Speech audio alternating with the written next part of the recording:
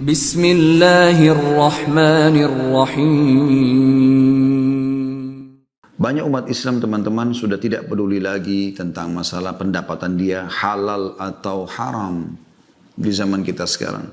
Mereka sudah tidak membedakan mana transaksi jual beli yang dibolehkan, mana riba. Mereka tidak lagi mau tahu apakah ini sumbernya halal atau tidak. Yang penting saya mendapatkan. Apakah mengambil haknya ahli waris yang lain, apakah mengkorupsi di kantor, ataukah menipu dalam transaksi jual beli di takaran. Bahkan teman-teman sekalian, banyak umat-umat sebelum kita yang Allah binasakan, hampir seluruh pelanggaran mereka yang dibinasakan itu ada pada kita sekarang. Harusnya kita merasa khawatir. Bukankah kaum Lut disiksa karena adanya homoseksual tersebar di tengah mereka? Sekarang LGBT lagi dikobar-kobarkan seakan-akan kebebasan untuk melakukan itu. Dan banyak kaum munafikin yang berbicara bahwasanya ini nggak masalah. Buktinya negara-negara kafir mereka melakukan tapi mereka tidak dihukum juga. Ya seperti kaum Lut. Subhanallah. Pertanyaan sederhana kepada mereka ini. Apakah kita menunggu kita dihukum baru kita mau menyadarinya? Sebagaimana terjadi pada umat-umat sebelum kita? Bukankah juga kaum Nabi Saleh, Nabi Shu'aib, ya.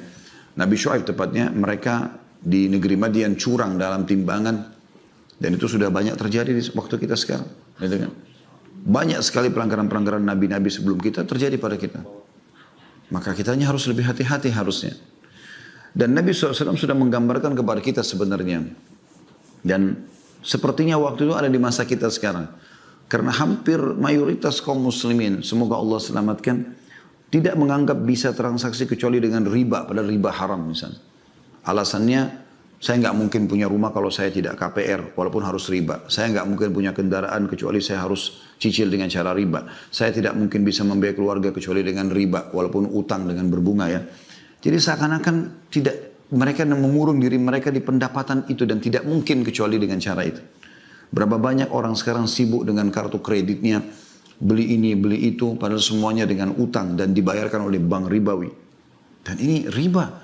Satu-satunya dosa yang Allah subhanahu wa ta'ala mengancam ya, dalam surah Al-Baqarah surah nomor 2 ayat 275-276 dengan diperangi oleh Allah dan Rasulnya. Nabi SAW sudah menyampaikan kepada kita dalam hadis Bukhari dan diriwayatkan dari Abu Hurairah radhiyallahu anhu di nomor 2000. Tentu ini hadisnya nomor 2083 ya. Kata Nabi SAW, la ya'tiyanna 'alan nasi zamanun la yubadil mar'u bima akhadal mal amin halalin am min haram. Akan datang nanti satu waktu di mana orang-orang sudah tidak peduli lagi dari mana mereka mendapatkan harta, apakah dari usaha yang halal atau dari usaha yang haram. Bagi mereka nggak penting itu. Tidak mereka fikir akan ada efek-efek daripada masalah pendapatan haram ini. Nanti akan kita bahas insya Allah lebih jauh tentang apa sih efeknya gitu. Di dalam sebuah statement yang disampaikan oleh Ibnu Taimiyah rahimahullah, beliau berkata, wal qalilu minal halali yubarak fihi wal haramu al kathir yadhhab wa yamhaquhu Allah Ta'ala. Ini diambil dari Majmu' Fatwa beliau, Majmu' Fatawa di jilid 28 halaman 646. Beliau mengatakan sedikit dari yang halal itu lebih banyak membawa berkah di dalamnya. Sedangkan yang haram yang jumlahnya banyak hanya cepat hilang dan Allah akan menghancurkannya. Jadi misalnya dana korupsi misalnya. Ya, mungkin dia berkhayal dengan sekian miliar di rekening dia, ya, pendapatan dia. Atau misalnya teman-temannya di kantor sedang bagi-bagi ada sebuah proyek apa yang dianggap itu bisa menghemat dana dan ternyata bukan milik mereka, lalu dibagi-bagi, yang penting dapat duit gitu kan. Dia tidak berpikir, dia cuma lihat jumlahnya, toh bisa cukup untuk beli kendaraan, bisa membawa keluarga untuk safar bersenang-senang. Mereka tidak berpikir efeknya. Semua itu akan ada efek-efek yang berat. Umumnya akan ada penyakit yang kronis, umumnya ribut rumah tangga, umumnya anak-anak jadi durhaka. Banyak efek-efeknya. Sampai sebagian ulama menganjurkan, kalau ada seseorang yang menemukan banyak permasalahan dalam hidupnya, maka termasuk yang dia harus perhatikan pertama kali adalah pendapatannya. Misal anaknya nakal, misal istrinya membangkang, atau suaminya jadi jahat, atau apalah. Maka salah satu yang jadikan bahan pertimbangan itu, termasuk penyakit kronis, bangkrutnya usaha, apalah rusaknya citra dan segala macam. Nabi SAW menyebutkan tentang masalah ini, bahkan mendoakan kecelakaan bagi orang yang selalu saja dia berpikir untuk pendapatan haram, tanpa berpikir ini apa efeknya gitu. Dalam sebuah hadis Bukhari, di nomor 2886 dari Abu Hurairah, bahwasanya baginda Nabi SAW bersabda, Ta'isa abdud dinari wad dirhami wal qatifati wal khamisa in u'tiya radhi wa in lam yu'ta lam yarda. Celakalah wahai budak-budak dinar, dirham. Ya. Qatifa artinya pakaian yang memiliki bludru. Maksudnya baju-baju yang bagus gitu bermerek. Khamisa pakaian yang berwarna hitam dan ada bintik-bintik merah. Ini termasuk pakaian-pakaian yang mahal. Orang kadang-kadang memperebutkan dan merasa berbangga-bangga sombong dengannya. Jika ia diberi maka ia ridho, dan jika tidak diberi maka ia tidak ridho. Ya. Jadi ciri orang yang suka pendapatan haram itu, mereka tidak kenal lagi yang namanya ikhlas dalam bekerja. Bagi mereka, bayar, saya kerja. Ya, bahkan subhanallah kadang-kadang mereka melanggar akad mereka. Seseorang teman-teman kalau sudah punya akad kerja dengan satu instansi, berarti dia membawa nama instansi tersebut. Dan kesepakatan gaji atau payroll yang ada setiap bulan, itu menunjukkan sudah cukup bagi dia dan dia tidak punya hak untuk mengambil lebih daripada itu. Contoh misal, pegawai kantor ditugaskan oleh kantornya untuk membeli AC, untuk membeli TV, untuk membeli kendaraan misalnya. Nah ini dia harus apa adanya karena dia membawa bendera, dia membawa uang perusahaan tersebut dan dia terdaftar sebagai pegawainya. Maka apa adanya, dia harus jujur. Misal harga AC 5 juta, dia bayar 5 juta, dia bawa notanya apa adanya. Kalau ada diskon dia pun membahasakan ke kantor ada diskon. Ada hadiahnya bonus, dia harus membahasakan ada bonusnya. Bukan dia mengambilnya. Berapa banyak orang subhanallah mengambil yang bukan haknya. Anda bukan sedang membawa uang Anda pribadi, tapi Anda sedang membawa uang orang. Ya, berarti bonus semua itu milik dia. Apakah itu payung, pulpen, baju kaos, diskon, produk-produk lain misalnya yang berhubungan dengan itu. Misalnya AC, ada tambahan selang, ada tambahan pipa, ada tambahan apa. Semua itu pemilik harta. Yang lebih parah sering kita dengar di tengah-tengah masyarakat kita, mereka tidak peduli lagi teman-teman sekalian. Pada saat datang mereka suruh upgrade, disuruh naikkan notanya. Harga keramik, harga granit, harga AC 6 juta, 5 juta, dinaikkan jadi 7 juta. Yang lebih jauh lagi daripada itu kadang-kadang subhanallah dana-dana sosial mereka salah gunakan. Ya. Jadi mereka menggunakannya dengan cara memang mengambilnya, ya, sehingga akhirnya bukan haknya. Dan ini termasuk perbuatan yang masuk dalam pendapatan-pendapatan yang haram gitu.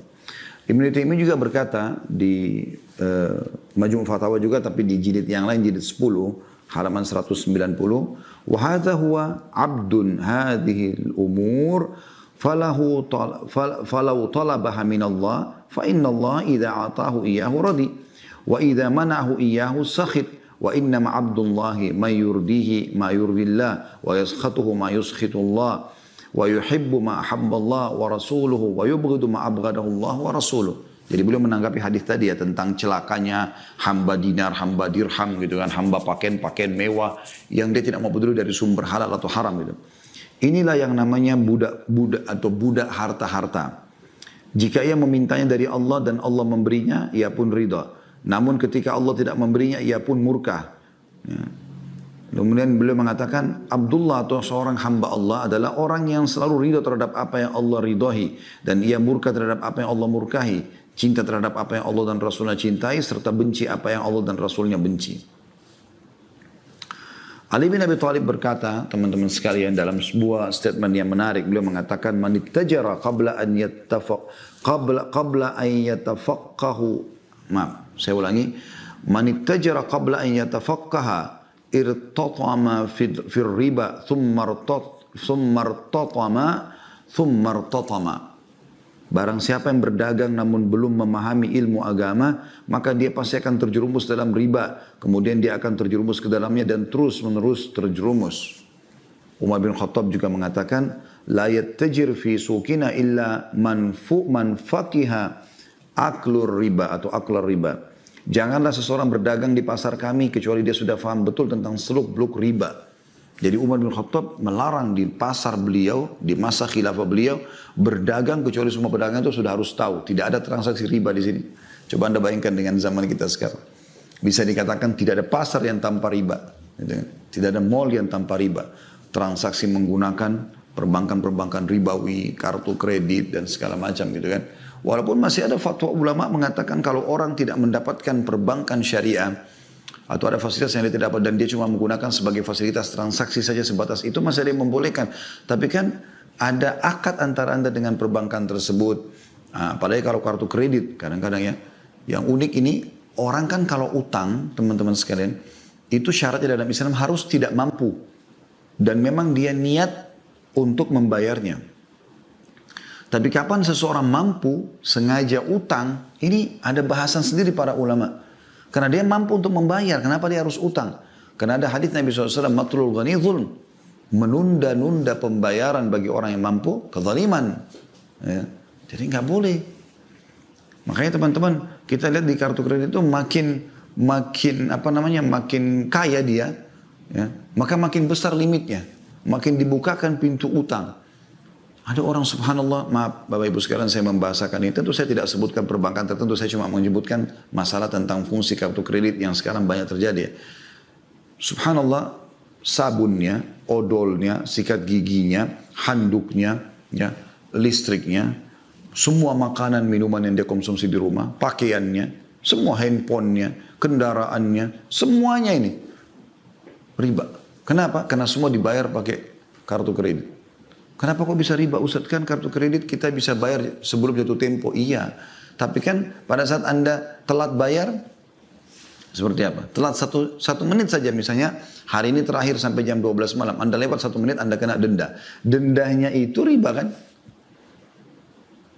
Atau memang kalau Anda memastikan memang Anda bisa memang menjaga supaya tidak kena sama sekali, itu mungkin masih ada celah yang kita bisa mengatakan. Tapi umumnya orang tidak seperti itu. Telat kena gitu kan. Dan kita harus membedakan teman-teman pada saat kita sedang transaksi, mana kebutuhan, mana keinginan. Ini harus kita fahami baik-baik.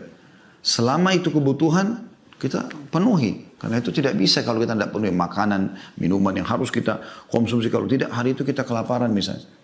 Dan keinginan itu adalah selalu mengikuti angan-angan, tidak pernah selesai. Keinginan nggak pernah ada selesainya teman-teman. Diskon di semua swalayan pasar itu tidak akan habis sampai hari kiamat. Jadi Anda jangan kemakan dengan diskon hanya memaksakan diri, ya kan gitu. Kita sesuaikan dengan apa yang kita butuhkan sehingga memang berjalan ya dengan kehati-hatian karena semua akan ada hisabnya.